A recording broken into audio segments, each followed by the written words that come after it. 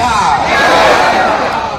आपने हमने वोट दिया सिलेंडर के लालच में मोदी जी को, तो सिलेंडर का दाम 1000 हो कि 1200, घरे घरे सिलेंडर बटा है कि नहीं बटा है? देखिए, मिथिला तो मेरा घर ही है, मधुबनी का ही मैं रहने वाला हूँ और 15 महीना से ये पदयात्रा प्रशांत किशोर जी के नेतृत्व में चल रही है। पूरे बिहार को देखने का मौका मिला है और मिथिला में अभी हम लोग 2 महीना से हैं। मधुबनी हुआ है, सीतामढ़ी हुआ है, अभी दरभंगा में हम लोग हैं। काफ़ी बहुत दिनों के बाद आया हूँ अपने घर पे, देखकर काफ़ी अच्छा लग रहा है। लेकिन हर घर में जो समस्या है, मिथिलांचल में जो सबसे बड़ी समस्या देखने को मिल रही है, वो है हर घर से कोई ना कोई बिहार से बाहर जाकर कमा रहा है। हर घर से एक आदमी बिहार से बाहर गया हुआ है, तो यहाँ पे लोगों का घर चल रहा है। और हर जहाँ पे भी हम लोग सभा कर रहे हैं, करीब 500 से ज़्यादा सभाएं हम लोगों ने पूरे मिथिलांचल में अभी तक हम लोगों ने किया है।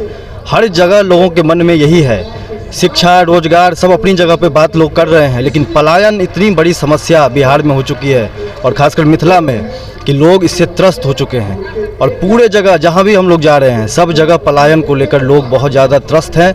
सबका कहना है कि चाहे कुछ हो ना हो, लेकिन पंचायत के स्तर पर रोजगार की व्यवस्था होनी चाहिए, ताकि उनके घर के जो बच्चे हैं वो बाहर जाकर ना कमाए, उनके रोजगार की व्यवस्था। सरकार का दावा सड़क का है, स्वास्थ्य का है, हर चीज़ का है, लेकिन गांव घर में जो लोग रह रहे हैं, और अगर आप रोड पर चलिएगा तो ये बात सही है, स्टेट हाईवे बना है, नेशनल हाईवे बना है, इसमें कोई दो राय नहीं। गांव की सड़कें आज भी टूटी हैं, कहीं पर भी सड़क नहीं है। बहुत ही कोई सा भी गांव होगा जहां पे सड़क होंगी। स्वास्थ्य उपकेंद्र है ही नहीं, जहां पर है वहां पर कुत्ता सो रहा है, कोई है ही नहीं।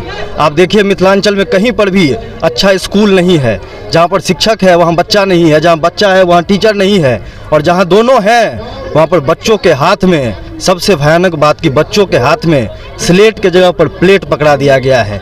सब लाइन में खड़ा रहता है खाने के इंतजार में। उस स्कूल में आप पढ़ाई की क्या उम्मीद कर रहे हैं कि उस स्कूल में पढ़ाई होगा? सबके हाथ में खिचड़ी का प्लेट है, तो उस स्कूल में पढ़ाई की तो कोई व्यवस्था होगी नहीं। तो ये सरकार का दावा हमेशा रहता है कि भैया हमने सब कुछ सुधार दिया, अच्छा कर दिया, आप ज़मीन पे चलिए तो सही। वो लोग ज़मीन पर चलते कहाँ हैं?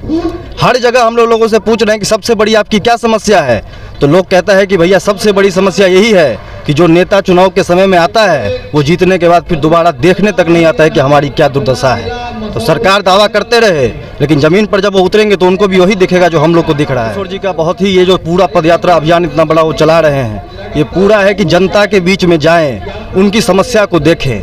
लोग कहता है कि भैया दिल्ली पटना से बैठकर समस्या को हम लोग देख लेते हैं, ज़मीन पर जब वो चल रहे हैं, लोग कहते हैं पदयात्रा क्यों कर रहे हैं, गाड़ी से क्यों नहीं चल रहे हैं? पदयात्रा इसलिए कर रहे हैं क्योंकि जिस समाज की ज़िंदगी को बदलना है, जिस आदमी की समस्या को सुधारना है, जब तक अपनी आँखों से उसकी समस्या को देखेंगे नहीं, तब तक कैसे पता चलेगा कि इनकी क्या समस्या है? दिल्ली में बैठकर, पटना में बैठकर हेलीकॉप्टर से पता चलेगा कि इस पंचायत की क्या समस्या है, इस गांव की क्या समस्या है? नहीं पता चलेगा। एक और बात, जब पदयात्रा में पैदल चल रहे हैं और जब देखते हैं कि सड़क के दोनों तरफ शौच पड़ी हुई है, तो देख के ही पता चल जा रहा है कि इस गांव में शौचालय नहीं है। जो शौचालय हर जगह पड़ा हुआ है, पूरे बिहार में जो शौच ही शौच, हर सड़क पर शौच पड़ी हुई है, ये कौन कर रहा है? ये तो समाज की सच्चाई है। इसको कहने के लिए तो आप खुद देख सकते हैं, पत्रकार हैं, आप हमसे ज़्यादा घूमते हैं। हर जगह शौच पड़ा हुआ है, तो वो ये कौन लोग हैं जो आके शौच कर रहे हैं? कहीं पर शौचालय नहीं बना हुआ। स्पष्ट संदेश मिल रहा है। एक दिन में हम लोग करीब 7 से 8 हज़ार लोगों से बात कर रहे हैं, यही सबको समझा रहे हैं कि अब भी जगने का वक्त है। अगर अब भी हम लोग नहीं जगेंगे तो जिस गरीबी, जिस बदहाली में, जिस मजदूरी में हम लोगों की ज़िंदगी बीत रही है, उसी बदहाली में हम लोगों के बच्चे की भी ज़िंदगी बीतेगी।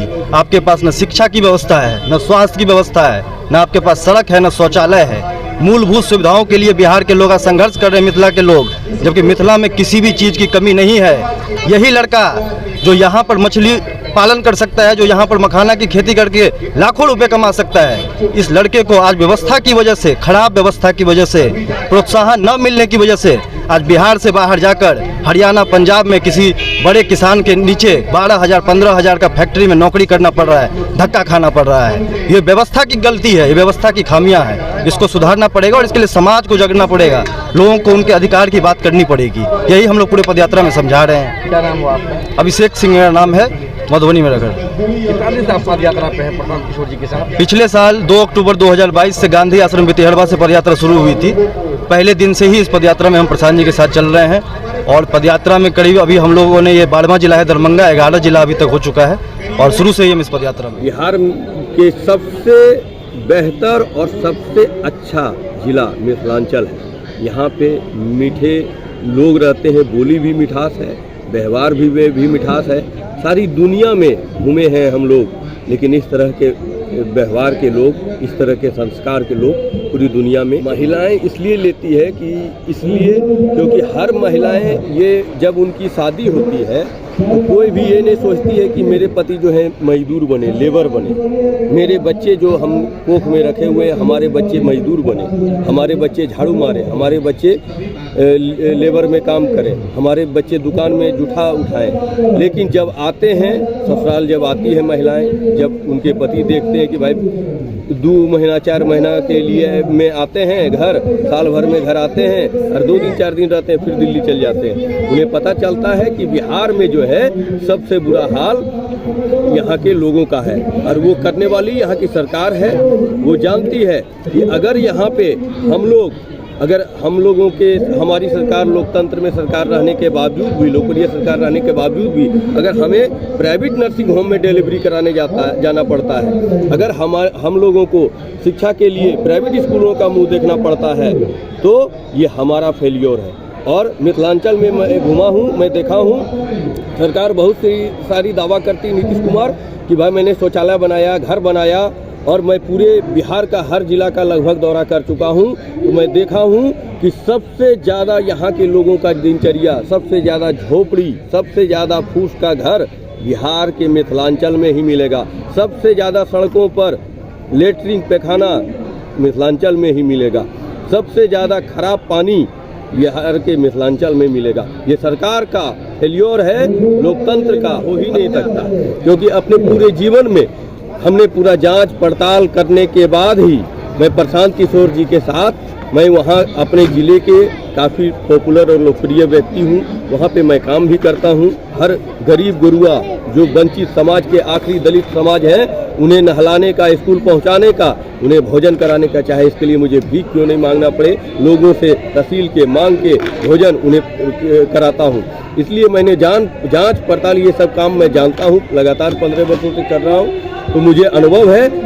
मैं जांच पड़ताल किया, उसके बाद प्रशांत जी के बारे में सारा जाना, उनकी मकसद को जाना, तब आके मुझे जब विश्वास हुआ, जब मेरे जैसे व्यक्ति को, अनुभवी व्यक्ति को विश्वास हुआ, तब जाके इस यात्रा में शामिल हुआ हूँ। और मैं पूरे विश्वास के साथ आपको दिलाना चाहता हूँ, यहाँ की जनता को विश्वास दिलाना चाहता हूँ कि उनके साथ कभी भी विश्वासघात नहीं होगा, हमेशा उनके साथ न्याय होगा। कभी प्रशांत किशोर जी उन्हें छोड़ के नहीं जाएंगे, क्योंकि दिल की हार्ट बीट है यहाँ के लोग, उनका दिल का धड़कन है। अगर चल जाएंगे तो जिस तरह से शरीर से आत्मा निकल जाती है, हार्ट बीट रुक जाता है, तो आदमी की मौत हो जाती है, उसी तरह अगर प्रशांत किशोर जी भूल जाएंगे तो उनका जीवन वही हो जाएगा। इस तरह मरण शैया पर लोग पड़े हुए रहते हैं प्राण निकलने के बाद। क्या नाम हुआ आपका? मेरा नाम सूर्यावत्स हुआ, लेकिन मैं गांधी जी के नाम से फेमस हूँ, क्योंकि उन्हीं के वस्त्र में रहता हूँ हमेशा, लगातार। घर में भी पूरी जिंदगी इसी तरह से प्रण लिया हूँ कि जब तक बिहार के लोगों का जीवन ना बदल दूं, तब तक मैं इस वस्त्र को नहीं त्यागूंगा। और यहाँ पर मुझे भेजने के लिए मेरी पत्नी नौकरी तक कर रही है, तो आप जाइए और बिहार को बदलिए। मैं घर संभालने के लिए झांसी की रानी की तरह मैं तैयार हूँ।